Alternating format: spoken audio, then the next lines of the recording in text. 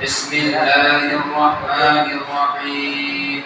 لقد قال الله تبارك وتعالى في الكلام المجيد والفرقان الحميد: وبشر الذين آمنوا وعملوا الصالحات أن لهم جنات تجري من تحتها الأنهار كلما رزقوا منها من ثمرة رزقا قالوا هذا الذي رزقنا من قبل وأتوا به متشابها ولهم فيها أزواج مطهرة وهم فيها خالدون. وقال النبي صلى الله عليه وسلم: ولد آدم كلهم تحت لوائي يوم القيامة وأنا أول من يفتح له باب الجنة. رواه سعید الجن. بزرگان گرامی، نوجوان ساتھیوں، اجماع کے سامعین، اس رب العالمین کا بے حد شکر احسان ہے جس نے ہم اور آپ کو اس پرفتن ماحول میں امن و امان کے ساتھ اس کی بارگاہ میں جمعہ جیسی عظیم نعمت کو ادا کرنے کے لیے وقت سے پہلے اس کے گھر میں جمع فرمایا. درود و سلام ہو ہمارے آپ کے آقا مدنی محترم سرور کونین تاجدار وطحہ صلی اللہ علیہ وسلم پر، جنہوں نے دین اسلام، یہ دین امن، یہ دین حقہ، یہ دین شانتی ہم تک من وعن پہنچایا. بزرگان گرامی، اللہ رب العزت نے زمین و آسمان کو بنایا، سورج چاند سیارے ستاروں کو بنایا، جنت اور جہنم کو بنایا، اور ساری انسانی آبادی کو بنا کر انس اور جن کو اس کی عبادت کا مکلف قرار دیا. اس کی عبادت کے کرنے پر، اس کے احکامات کے بجاوری لانے پر اور اس کے نبی کریم صلی اللہ علیہ وسلم کی اطاعت کرنے پر اللہ تعالیٰ نے انعام کے طور پر، جزا کے طور پر، بدلے کے طور پر جنت الفردوس کو رکھا.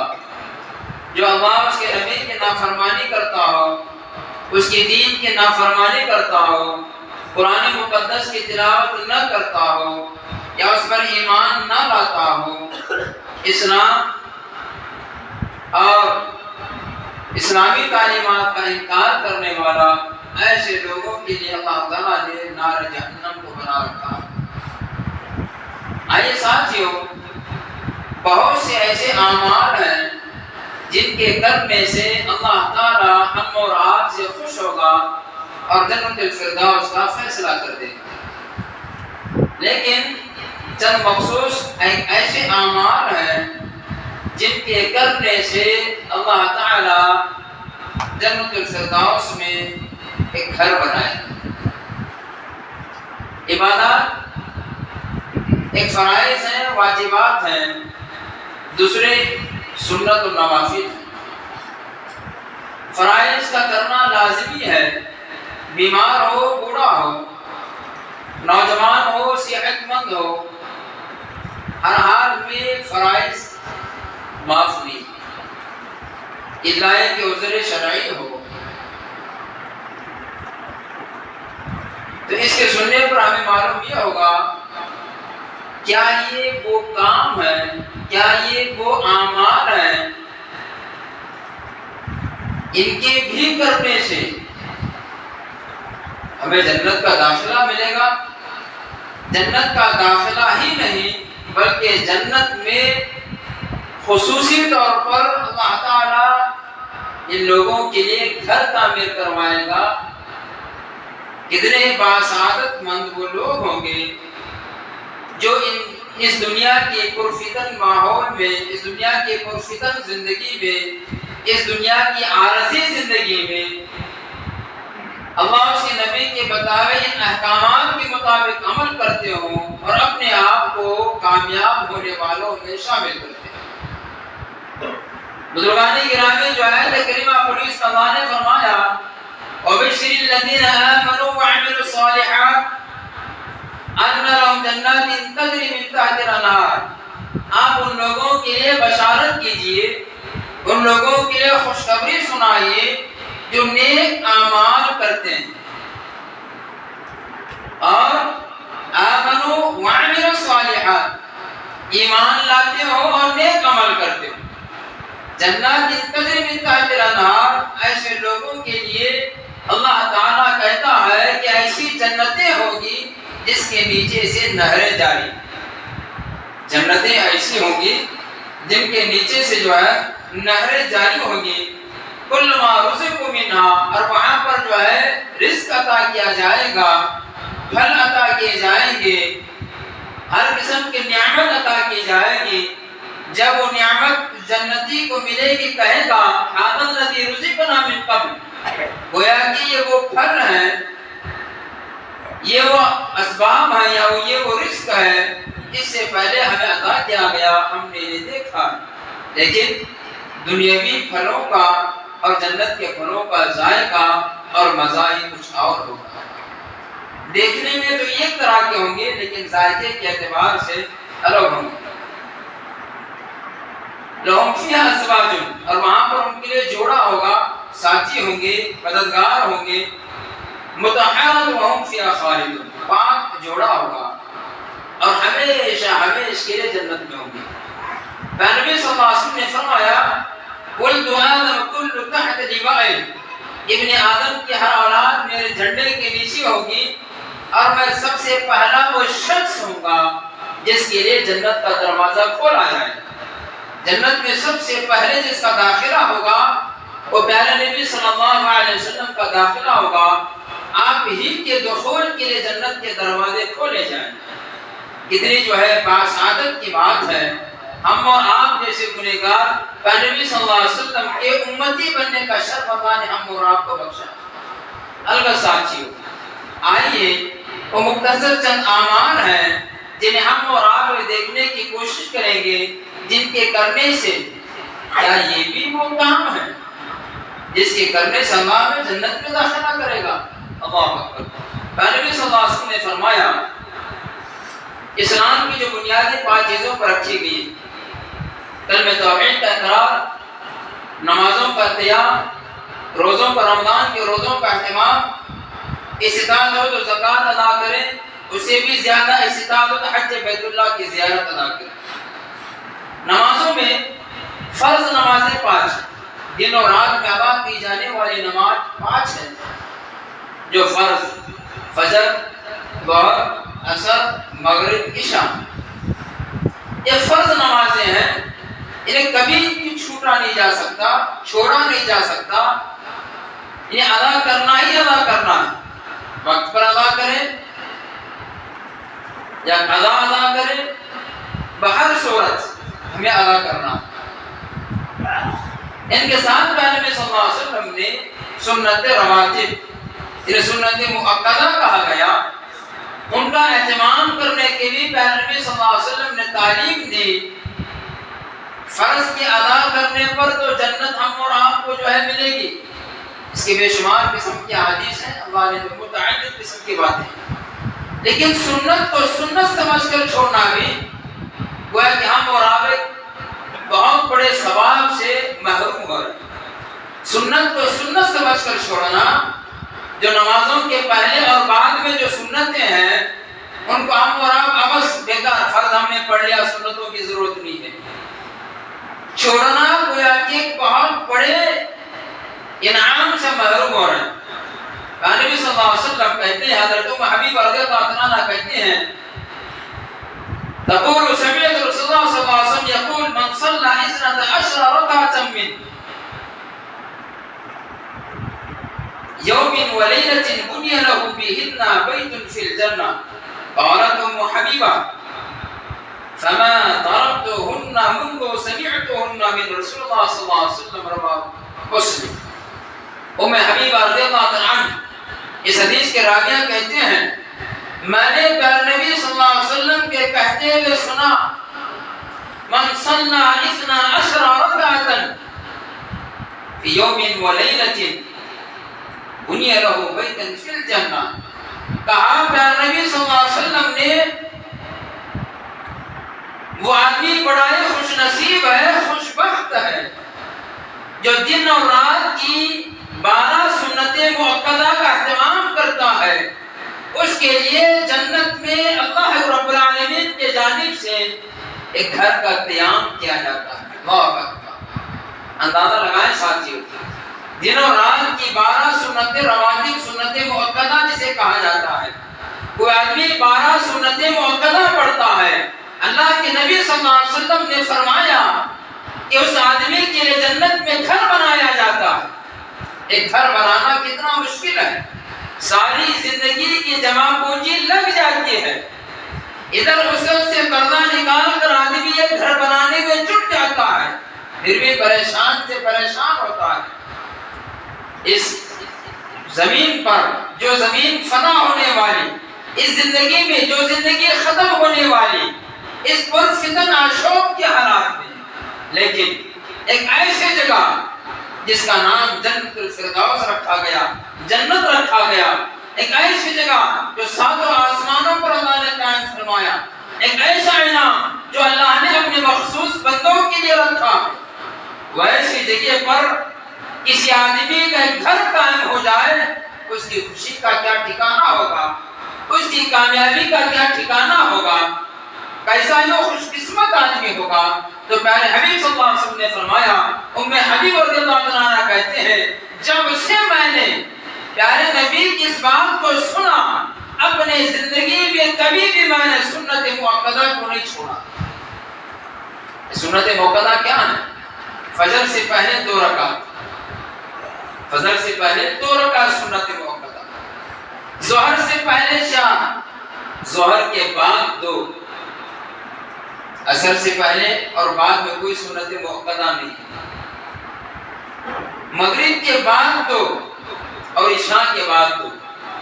اس اعتبار سے یہ جو نمازیں سنتیں، اس سنتوں کو سنت مؤکدہ کہا گیا۔ پیارے حبیب صلی اللہ علیہ وسلم ہمیشہ ان سنتوں کو پڑھا کرتے تھے، اس کی اہمیت میں فرمایا، پیارے حبیب جو بندہ مومن ان کا اہتمام کرے گا، اس کے لیے اللہ تعالیٰ جنت میں گھر بنائے گا۔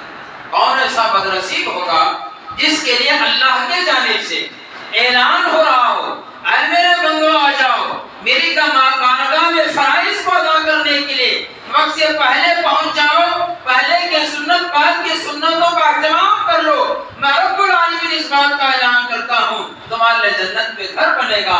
کون ایسا بدنصیب ہوگا جو اسے محروم ہونے کی کوشش کرے گا۔ الگ ساتھی، ایک چھوٹا سا عمل تو ہم اور آپ کے دل و دماغ کی بات میں آ سکتی ہے، کیا اتنا سا کام کرنے سے بھی اللہ جنت میں گھر بنائے گا؟ الگ ساتھیوں، تو ہم اور آپ کو پتا چلا چھوٹا سا عمل کرنے سے اللہ تعالیٰ ایک مخصوص اعمال کے کرنے سے اللہ تعالیٰ گھر میں مخصوص گھر بنائے گا جنت۔ اسی طرح دوسری بات یہ ہے، کسی کے گھر میں اللہ تعالیٰ نے موت اور حیات کو بنایا، وہ جس کا جمع اسی پر ہمارا خطاب ہوا۔ موت اور حیات ایک آزمائش ہے، موت بچے کو بھی آتی ہے، بوڑھے کو بھی آتی ہے، جوان کو بھی آتی ہے، بیمار کو بھی آتی ہے، عورت کو بھی آتی ہے، مرد کو بھی آتی ہے۔ موت یہ نہیں دیکھتی ہے کمزور ہے، لاغر ہے، یہ نماز پڑھ رہا ہے، روزہ کھول رہا ہے، اور جب اذا جاء اجل لا يستأخرون ساعة ولا يستقدمون، جب موت کا اجل جب بچتا ہے وہ ایک لمحہ برابر نہ آگے نہ پیچھے۔ ابھی کل ہم نے جو ہے ہمارے جاوید جناب کی جو ہے انتقال پر بڑے پرملال ہوا کہ اسکول کو جانے کے لیے تیار ہے، ٹفن کا ڈبہ بنا ہوا ہے، اسکول جانے کی تیاری ہے، موت کا نکارہ بج گیا، آخرکار جو ہے اس دنیا فانی کو چھوڑ کر چلے گئے۔ اللہ ان کی مغفرت فرمائے، ان کے گناہوں کو معاف فرمائے، ان کے لواحقین کو اللہ صبر جمیل دے۔ پیارے حبیب صلی اللہ علیہ وسلم نے فرمایا، موت پر کوئی آدمی صبر کرتا ہے اس پر بھی جنت ہے۔ اللہ اکبر۔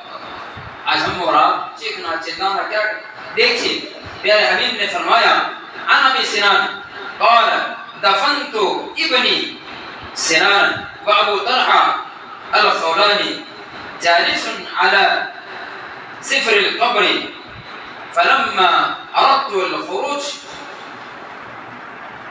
اخذ بيدي فقال الا ابشرك يا ابا سنان قلت بلى فقال حدثني الضحاك بن عبد الرحمن بن عرزوي عن ابي موسى العشري ان رسول الله صلى الله عليه وسلم قال اذا مات ولد العبد قال الله والملائكه قبضت ولد عبدي فيقول نعم فيقول قبضتهم ثمرة فواده فيقولون نعم فيقول ماذا قال عبدي فيقولون حمدك واسترجي فيقول الله ابنوا لعبدي بيتا في الجنة وسموه بيت الجنة رواه الترمذی۔ ابو سنان کہتے ہیں اپنے بچے کا انتقال ہوا، ان کا نابالغ بچہ انتقال ہوا، دفنایا، تدفین کیا، ساتھ میں ایک صحابی رسول بیٹھے ہیں، ان کا ہاتھ پکڑ قبر کی منڈیر پر بیٹھے ہیں، ان کا ہاتھ پکڑ کر کہتے ہیں اے ابو سنان کیا میں وہ بات نہ بتاؤں، کیا میں تمہیں خوشخبری نہ سناؤں، کیا میں تمہیں ایک اچھی بات نہ بتاؤں؟ بلا انہوں نے کہا کیوں بھائی، اچھی بات کیوں نہ بتاؤ، اچھی بات میں کیوں نہ سنوں، خوشخبری کی بات تو میں سننا چاہتا ہوں۔ وہ کہتے ہیں پیارے حبیب صلی اللہ علیہ وسلم کی زبانی میں نے سنا ہے، اللہ کے نبی نے فرمایا جب موت کا فرشتہ کسی بچے کے انتقال پر پہنچتا ہے، اس کی روح نکالنے کے لیے پہنچتا ہے، جب کسی کی ماں باپ کے بچے کی روح نکالی جاتی ہے، اللہ رب العالمین پوچھتا ہے اے فرشتوں کیا تم نے فلاں کے بچے کو موت دے دی، اس کی روح نکال لی، وہ مر گیا؟ فرشتے کہتے ہیں ہاں اے رب العالمین ہم نے اس کی روح کو نکال لیا۔ پھر اللہ کہتا ہے ثمرۃ فؤادی کیا تم نے اس آدمی کے جگر کے ٹکڑے کو موت کے حوالے کر دیا، جگر کے ٹکڑے کی روح نکال لی؟ اللہ اکبر۔ اللہ تعالی ہمارے بچوں کا اہتمام کس انداز میں کرتا ہے، اولاد اللہ کی نعمت ہے، باپ کے دل میں بچوں کی تڑپ کس انداز میں ہوتی ہے، اس کو ان الفاظ سے بیان کیا گیا ثمرۃ فؤاد عبدی کیا تم نے میرے بندے کے جگر کے ٹکڑے کو موت دے دی؟ اللہ اکبر۔ اللہ کہتا ہے آج بچہ ہمارے پیارا ہوتا ہے، بچے ہمارے پیارے ہوتے ہیں، لنگڑا ہو، لولا ہو، اپائج ہو، اندھا ہو، جو کچھ وہ ہماری اولاد ہے، ہمارا لگتے جگر ہے۔ بچہ بیمار ہو جائے ماں دعا مانگتی ہے مولا کریم میری عمر میرے بچے کو لگ جائے، اس کی بیماری مجھے آ جائے، باپ دعا کرتا ہے میری عمر میرے بچے کو لگ جائے، اس کی بلائیں میرے سر آ جائے۔ اسی لیے کہا گیا ثمرۃ فؤاد عبدی کیا تم نے میرے بندے کے جگر کے ٹکڑے کی روح نکال لی؟ فرشتے کہتے ہیں ہاں رب العالمین میں نے تیرے بندے کے جگر کے ٹکڑے کی روح کو نکال لی۔ اللہ سوال کرتا ہے تم نے میرے بندے کو اس کے بچے کے انتقال پر، اس کے لگتے جگر کے انتقال پر کیسے پایا؟ وہ کیا کر رہا تھا، وہ کیا کر رہا تھا، اس کی حرکت کیا تھی، اس کا جملہ کیا تھا، اس کی آواز کیا تھی، وہ کس انداز میں مخاطب تھا؟ فرشتے کہتے ہیں حمدک یا ربی، اللہ تیری حمد بیان کر رہا تھا، استرجع انا للہ و انا الیہ راجعون کہہ رہا تھا۔ اللہ اکبر۔ اس جملے پر اللہ تعالیٰ کہتا ہے ابنو اے فرشتو میرے اس بندے کے لیے جنت میں گھر بناؤ اور اس کا نام بیت الحمد رکھو۔ اندازہ لگائیں ساتھیوں کیا یہ بھی کام ہم اور آپ کو جنت میں لے جا سکتا ہے؟ ذرا سوچ کر دیکھیں، ذرا سوچ کر کے دیکھیں اتنا سا کام بھی ہم اور آپ کو جنت میں جانے کے لیے کافی ہے۔ اللہ اکبر۔ بچے کے انتقال پر، برملال انتقال پر اس کی ماں ہو، اس کے باپ ہو، اس کے لواحقین ہو، صبر کرتے ہیں، اللہ کا شکر ادا کرتے ہیں۔ اللہ تیری نعمت تھی، تیرا انعام تھا، یہ تیرا تحفہ تھا، تیری امانت تھی، تو لے لیا، ہم کچھ نہیں کر سکتے۔ نبی صلی اللہ علیہ وسلم کے بیٹے ابراہیم کا انتقال ہوا، آپ صلی اللہ علیہ وسلم کی آنکھوں سے آنسو جھڑنے لگ گئے۔ صحابہ نے پوچھا اللہ کے رسول آپ بھی روتے ہیں؟ رونا منع کیا گیا، آپ بھی روتے ہیں؟ اللہ کے نبی صلی اللہ علیہ وسلم نے فرمایا ساتھیو کسی کے انتقال پر چیخ کر، چلا کر، وابیلا مچا کر، جاہلوں کی طرح رونا، سینہ چاکنا، کپڑے پہننا، بالوں کو نوچنا، دیوانی حرکت کرنا منع ہے۔ یہ تو محبت کے آنسو ہیں، یہ محبت کے آنسو ہیں۔ ہر محبت رکھنے والے دل سے جو ہے یہ نکلتی ہیں، اس سے کوئی معنی نہیں ہے۔ ابو طلحہ کی بیوی حضرت ام سلیم بچے کا انتقال ہوا، اللہ اکبر، بچے کو سلاتی ہے، آرام کرواتی ہے، شوہر تھکا ماندا آتا ہے، استقبال کرتی ہے، رات گزارتی ہے، کھانا کھلاتی ہے، صبح میں اطلاع دیتی ہے امانت اللہ کی تھی، اللہ نے واپس لے لی۔ کیسا دل ہوگا، کیسا صبر ہوگا، کیسی اطاعت ہوگی۔ الگ ساتھیوں، کیا یہ بھی کام ہم اور آپ کو جنت میں لے جا سکتا ہے؟ اندازہ لگائیں، بچے کے انتقال پر موت اللہ سے ملاقات کا بہانہ، ہم اور آپ چیخنے چلانے سے کوئی زندہ نہیں ہو سکتا، تو ہم اور آپ کو ایمان لانا چاہیے، یہ اللہ کی جانب سے ہے، اللہ کی امانت اللہ کے حوالے، اگر اس پر صبر کریں گے اللہ تعالیٰ جنت دے گا، صرف جنت نہیں، جنت میں گھر بنائے گا، صرف گھر نہیں، اس گھر کا نام رکھا جائے گا بیت الحمد، یہ اس بندے کا گھر ہے، یہ اس بندے کا گھر ہے جس نے اپنے لخت جگر کے انتقال پر صبر کیا، انا للہ و انا الیہ راجعون کہا، مولا تیری امانت تھی، میں اس بات پر خوش تھا اور تو تیری امانت کو لے لیا، میں اس پر صبر کرتا ہوں، اے اللہ تیری چیز تیرے پاس واپس چلی گئی۔ اتنا جملہ کہنے پر، اس بات پر صبر کرنے پر اللہ تعالیٰ جنت میں گھر دے گا۔ تو ہم اور آپ کو بتایا چاہتے کیا یہ بھی ایسا کام ہے جس سے جنت میں جا سکتے ہیں؟ تو اندازہ لگائیے اللہ تعالیٰ اپنے بندوں کو جنت میں لے جانے کے لیے کیسے کیسے کام رکھا۔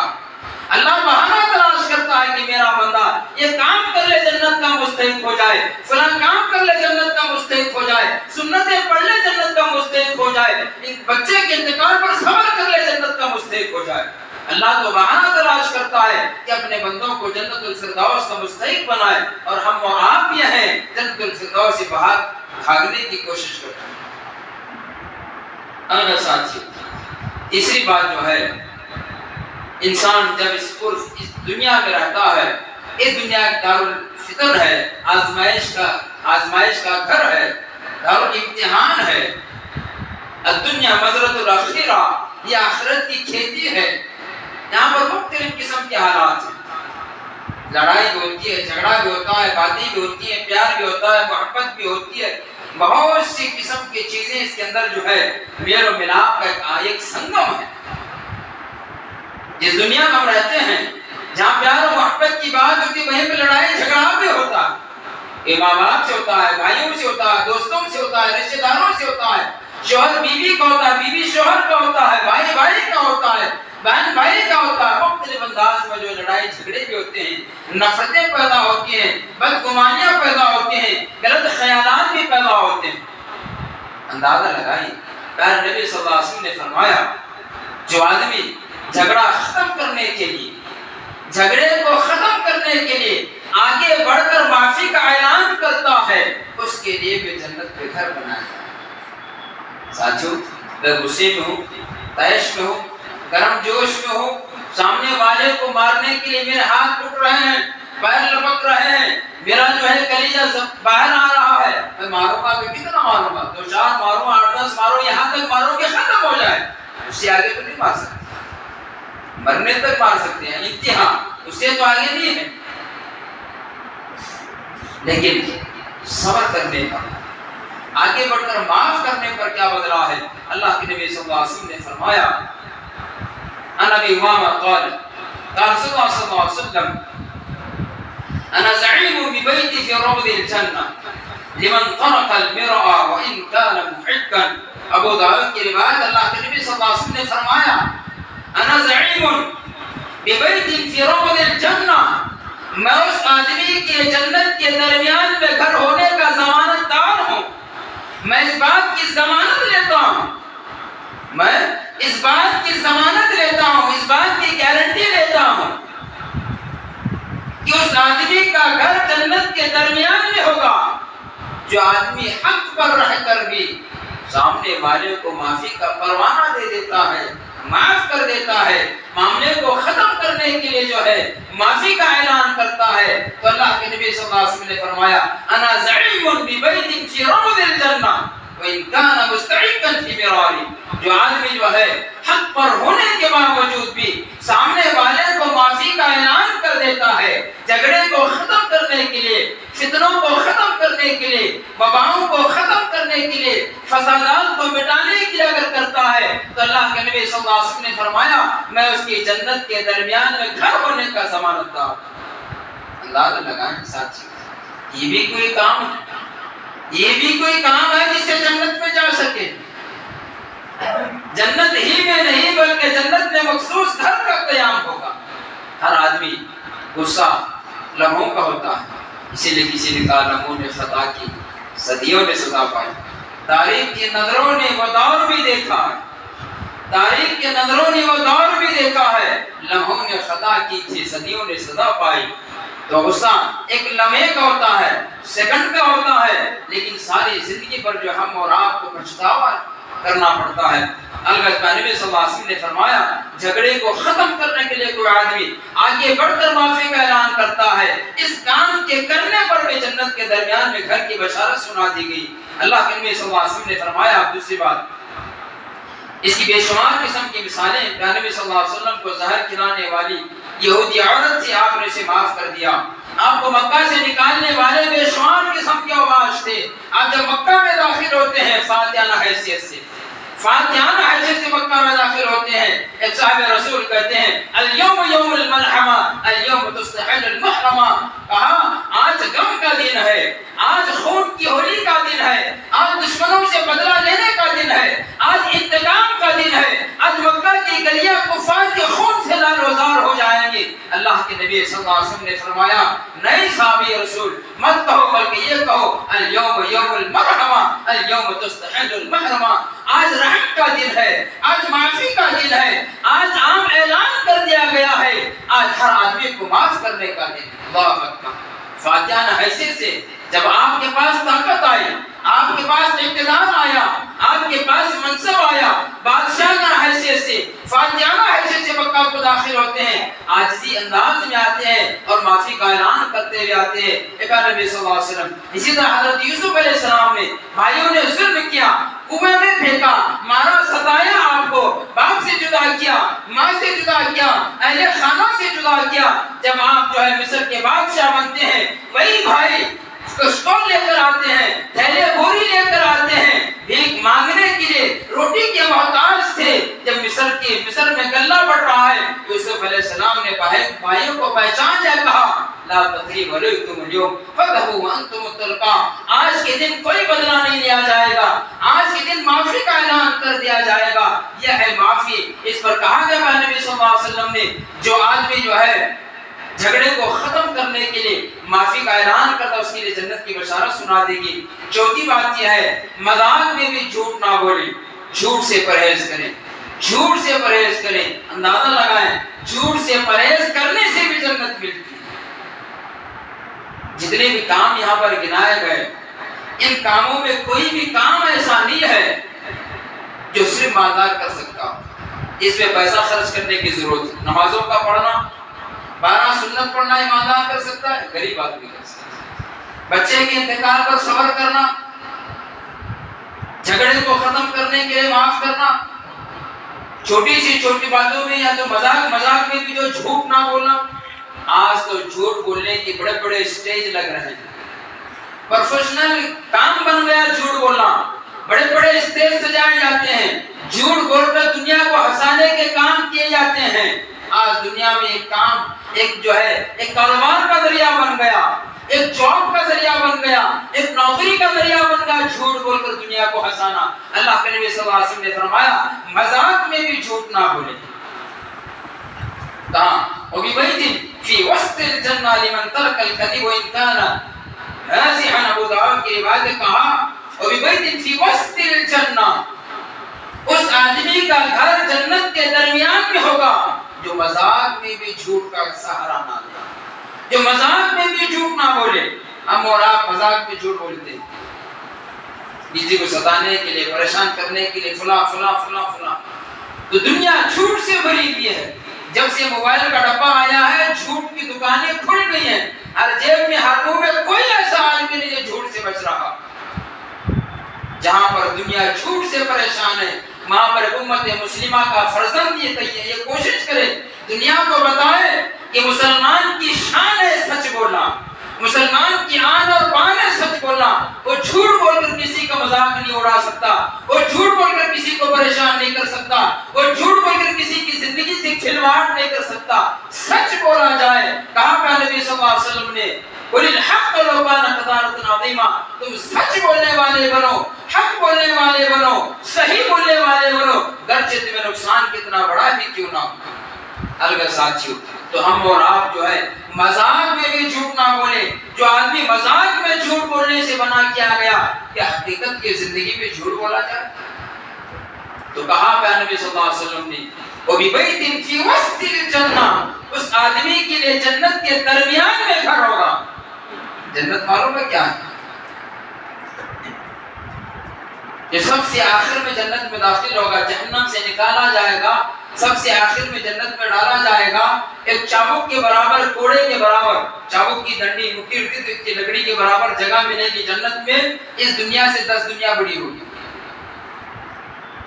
جو جہنم کی سزا پا کر, جہنم کی سزا کاٹ کر جنت میں آئے گا, اس کے لیے جو جنت میں جگہ ملے گی مٹھی برابر, جو دنیا سے 10 دنیا بڑی ہوگی.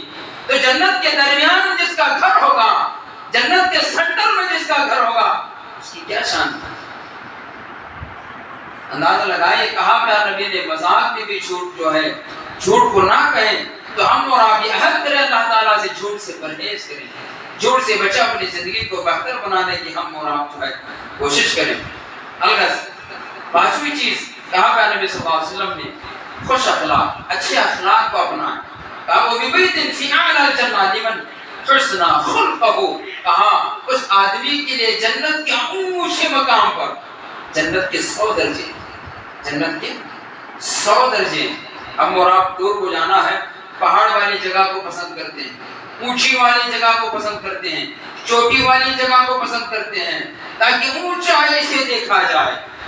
ڈرون کیمرہ نکلا تاکہ اونچائی سے سٹی کا جائزہ لیا جائے. کہا اس آدمی کے لیے جنت کے ٹاپ لیول پر گھر ہوگا جس کا اخلاق اچھا ہو, جس کا کردار اچھا ہو, جس کی زبان اچھی ہو, جس کا چال چلن اچھا ہو, جس کا اٹھنا بیٹھنا اچھا ہو, اس کی بیوی کے ساتھ زندگی اچھی ہو, بھائی بہنوں کے ساتھ زندگی اچھی ہو, ماں باپ کے ساتھ زندگی اچھی ہو, معاشرے والوں کے ساتھ زندگی اچھی ہو. یہی وہ بات تھی, یہی وہ بات تھی جب پیارے نبی صلی اللہ علیہ وسلم جب مکہ کی سرزمین پر پیدا ہوئے, خانہ کعبہ کی تعمیر ہو رہی ہے, حجر اسود کی رکھنے کی باری آئی, لوگوں میں مہمہ تو آ گئی, یہاں تک کہ تلوار نیام سے باہر آئی, میں حجر اسود رکھوں گا. خاندانوں کا غلبہ تھا, میں اور تو کا غلبہ تھا. اس وقت میں ایک بزرگ اٹھ کر کہتا ہے جھگڑا ختم کرو, فساد ختم کرو, اچھے کام میں فتنہ ڈالنا اچھی بات نہیں ہے. میری ایک رائے یہ ہے, جو آدمی صبح سویرے اس خانہ کعبہ پر پہنچے گا, اسے ہم حکم مان لیں گے, اسے ہمیں قاضی مان لیں گے, اسے ہمیں جج مان لیں گے. وہ جو بولے گا وہ ہم مانیں گے. میں کہنے والا, میں پتھر رکھنے والا, لڑائی کرنے والے, تلوار نکالنے والے اپنے گھروں میں سو رہے ہیں. کون پہنچتا ہے وہاں پر؟ ہم اور آپ کے پیغمبر پہنچتے ہیں. چاہتے وہ لوگ بھی پہنچ سکتے تھے جہاں پہ لڑ رہے تھے, لیکن اللہ کے نبی پہنچ گئے. کہا یہ امین اور صادق ہے. اب ابھی نبی نہیں بنے, سارے مکہ کہا یہ امین اور صادق ہے. ما جربنا کا الا کذبا, کبھی بھی ہم نے پیارے نبی صلی اللہ علیہ وسلم کو جھوٹ بولتے ہوئے نہیں سنا. بچپنے سے لے کر آپ نے کبھی جھوٹ نہیں بولا. کفار مشرکین نے کہا ما جربنا کا الا کذبا, ہم نے کبھی بھی نبی کو جھوٹ بولتے ہوئے نہیں سنا. یہ نبی کا کردار تھا, یہ نبی کا اونچا اخلاق تھا, یہ اونچا ذات تھا آپ کا. تو ہم اور آپ کو چاہیے اس آدمی کے لیے جنت کے اونچے لیول پر گھر ہوگا جو آدمی کا اخلاق اچھا ہو, کردار اچھا ہو, اٹک بٹک اچھی ہو. تو ہم بھی اپنے اخلاق و کردار کو جو ہے اونچا بنانے کی کوشش کریں. چھٹی چیز یہ ہے, اللہ کے نبی صلی اللہ علیہ وسلم نے فرمایا اللہ کے لیے مسجد بنانے والے کے لیے اللہ تعالی جنت میں گھر بنائے گا. من بنا فی بیت فی الدنیا بنا اللہ له بیتا فی الجنہ. کہا اللہ کے نبی صلی اللہ علیہ وسلم نے جو اس دنیا میں اللہ کے لیے گھر بناتا ہے, اللہ کے لیے گھر بناتا ہے, اللہ اس کے لیے جنت میں گھر بناتا ہے. ساتویں چیز اللہ کے نبی نے فرمایا بازار, ہر آدمی کی خرید و فروخت ہے, ہر آدمی کی تجارت ہے, ہر آدمی اپنے زندگی کو چلانے کے لیے جو ہے روز مرہ کوئی کاروبار والا ہے تو کوئی کاروبار خریدنے والا, کوئی بیچنے والا ہے تو کوئی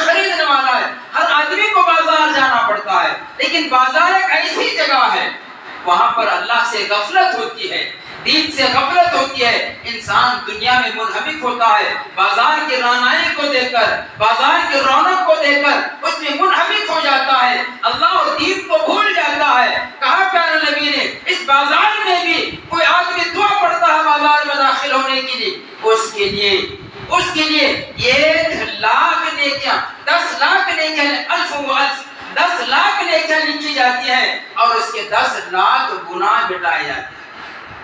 میں بیمار کرنے جا رہا ہوں، 150 کمانے جا رہا ہوں، جس سے میرا گھر چلے گا، بیوی بچوں کی پرورش ہوگی، اسکول کی فیس ہوگی، میرے فائدے کے لیے جا رہا ہوں، میرے گھر کے فائدے کے لیے جا رہا ہوں۔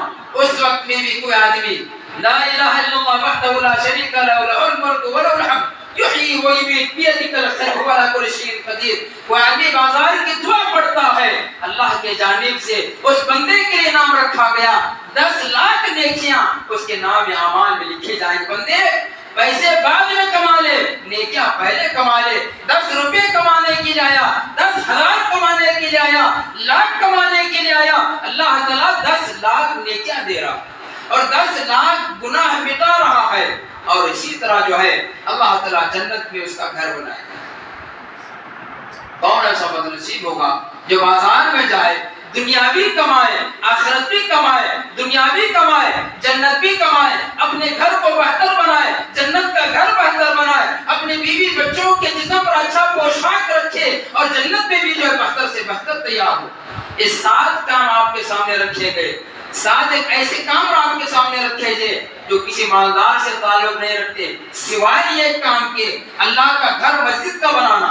دوسرے حدیث میں اللہ کے نبی نے فرمایا من بنا بیتن کمفحصی بیتن بنا اللہ لو بیتن فی الجنہ۔ کوئی آدمی چڑی کے گھونسلے کے برابر بھی اگر کوئی اللہ کا گھر بناتا ہے، اس کے لیے بھی جنت میں گھر بنے گا۔ چڑی کے گھونسلے ہوتا تو مسجد بنائی نہیں جا سکتی، تو اتنا بھی کوئی آدمی لگاتا اللہ کے گھر میں، اینٹ 2 اینٹ ہو، تھیلا 2 تھیلے سیمنٹ ہو، 1 سلاخی 2 سلاخی ہو، جو اس کی حیثیت کے مطابق لگاتا ہے، پھر بھی اللہ اس کے بدلے جنت میں گھر بناتا ہے۔